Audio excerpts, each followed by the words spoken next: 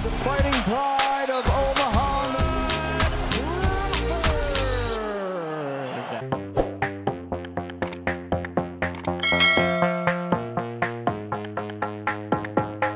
Mga kabaksbol, kamusta?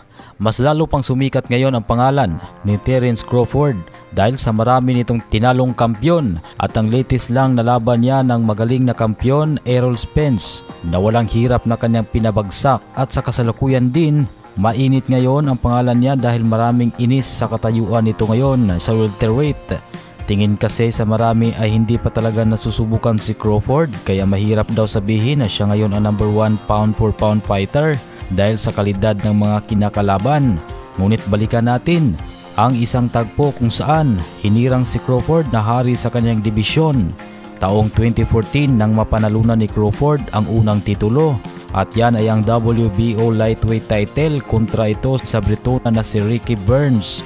Dinipensahan niya ang titulo ng 2 beses at pagkatapos tumungtong na rin sa junior welterweight kung saan nakaharap niya si Thomas Dolorme para naman sa bakanting WBO junior welterweight belt. Hindi na pinatagal ni Crawford ang laban, umabot lamang ng 6 na rounds at siya ang tinanghal na bagong WBO champion sa 140. Samantala mga kabaksbol, muling dumipensa ng 2 beses si Crawford at pagkatapos ay agad sumabak sa isang unification fight laban sa Noe WBC champion na si Victor Postol, at unanimous decision pabor kay Crawford ang naging resulta ng laban at tinanghal siya bilang bagong unified WBO at WBC junior welterweight champion.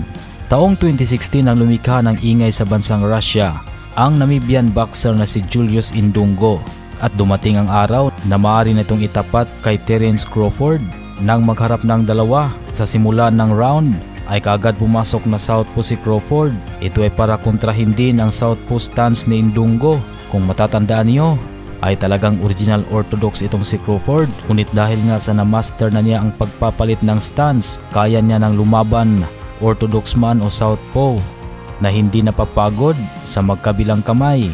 Makikita na halos pata silang dalawa at mukhang walang lumamang sa unang round, pero nadali ito ni Crawford dahil sa epektibong counter punching. Kita ang height advantage ni Indungo, kaya lang hindi niya ito nagamit. Kung mapapansin ay madalas pumapasok siya sa range na bukas ang isang depensa, kaya nakitaan ang pagkakataon ni Crawford. At sa pangalawang round, naging malinaw na ang lamang ni Crawford dahil sa knockdown. Samantala wala pa ring pagbabago si Indungo sa game plan. Tinatangka niya kasing iset up ang knockout punch niyang nakasanayan. Pero dahil syempre alam ito ni Crawford, kawawang namilipit sa sakit si Indungo nang tamaan ito ng sulid na body shot. Halos pareho ang bigat na binitawan ni Crawford sa pangalawang round, at sa pagkakataong yan ay talagang hindi na nakabangon pa si Indungo. Wagi si Crawford sa pamamagitan ng 3rd round knockout. Hinirang na undisputed junior welterweight champion. Tinuring siya na hari sa dibisyon, kaya siguro wala na siyang dapat pang patunayan dahil talagang hawak na niya ang 2 major belts. Kaya masasabing ang lakas ng naabot ni Crawford sa ganyang pwesto dahil siya po ang kauna-unahang undisputed champion sa junior welterweight division na nagbitbit ng 4 major belts galing sa 4 na magkaibang sanctioning bodies.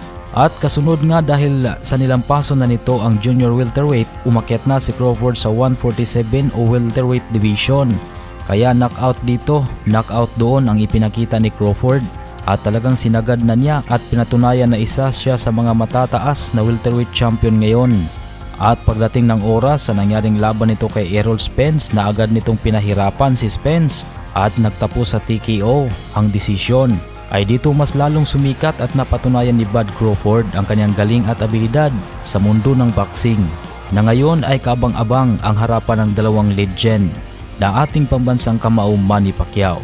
So kung ano mang mangyari mga kabaksbol ay suportahan na lang natin. Syempre, kung para sa akin ay pabor ako sa ating kababayan dahil kahit sa ganyang katayuan at edad ng ating pambansang kamao ay kaya pa naman niyang makipagbakbakan at makipagsabayan ng mga batang boksingero sa ibabaw ng ring. Kaya abangan natin ang susunod pang mga update, at para sa mga hindi pa nakapag-subscribe, mag-subscribe na at pindutin na rin ang notification bell para sa mga bagong kaganapan na ating i-upload. At maraming salamat sa inyong panonood mga kabaksbol.